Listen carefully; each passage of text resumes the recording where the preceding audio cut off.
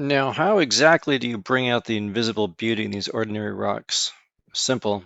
You use a UV flashlight. This guy's a longwave, this guy's a shortwave. So the longwaves are pretty cheap. You can get this one on Amazon for like 12 bucks.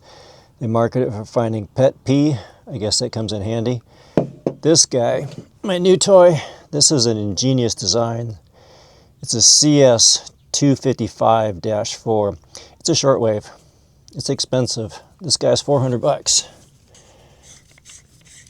And it comes in two versions. So as you can see, there's two batteries. So you can get it just this with one battery, or you can buy it with two batteries.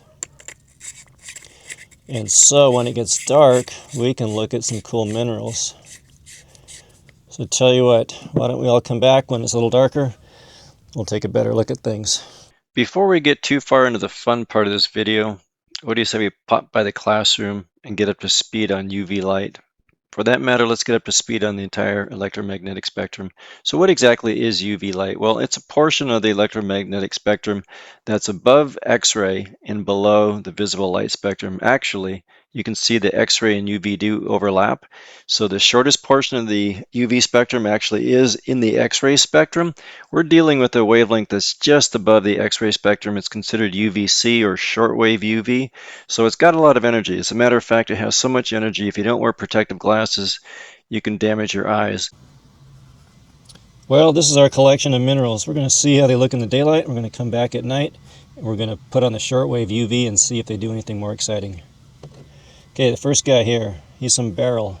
Some Beryl crystals in a granite matrix. You can see mica's shimmering. That might be Amazonite. Common opal, cut and polished. Little Chalcedony vein.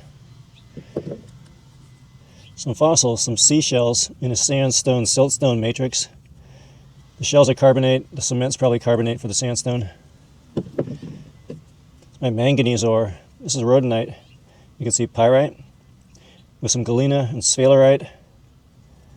But most of the staining is just manganese oxide. This little beauty is calcite. Look at that perfect cleavage. They don't get better than that one. Some copper ore, probably Chrysocolla, malachite, some quartz. A cluster of smoky quartz crystals.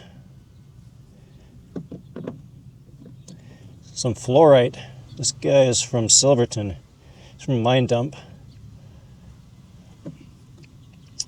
This guy is pyrite, probably bornite, a bunch of iron ore type material. It's kind of pretty in the sunlight, not too good in the shadows.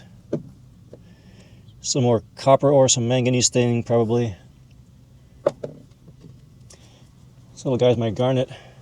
So those are all euhedral garnet crystals. This came from a tungsten area, so there could be some scheelite in this. The white's all calcite. So this is massive garnet. Here they're not euhedral. You can see a few little sparkles. Some more of our copper ore.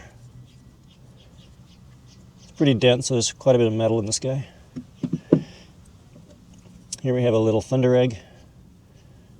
Some more chalcedony or agates. Here's the Amazonite. So that's Amazonite on a matrix of granite. This is some more of our Beryl. And what's this big monster? Okay, some more copper ore. Okay, last but not least, this is a gorgeous Epidote specimen. You can see the euhedral crystals in calcite. Most of it's just massive Epidote and our green schist. But there's lots of sparkly crystals there. Okay, so that's our collection. We're going to come back when it gets dark and see how they look. 12 hours later. Under shortwave UV light, these ordinary minerals come to life. The red color you see is the granite that was hosting the Beryl. The green, Chalcedony. That purple, Fluorite. The orange is the manganese oxide of the Rhodonite. But you know, this red's really my favorite. Just ordinary granite. It looks like lava. It really comes to life. What looks like a galaxy here is really scheelite crystals within the garnet.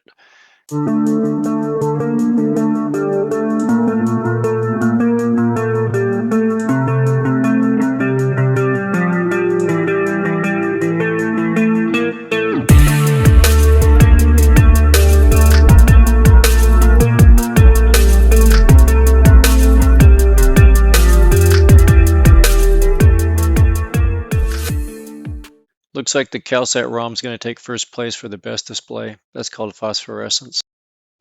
And now what about our long wave UV? What can it do? Let's take a look. The short answer is not much. Notice that the calcite will not even fluoresce. Too little energy.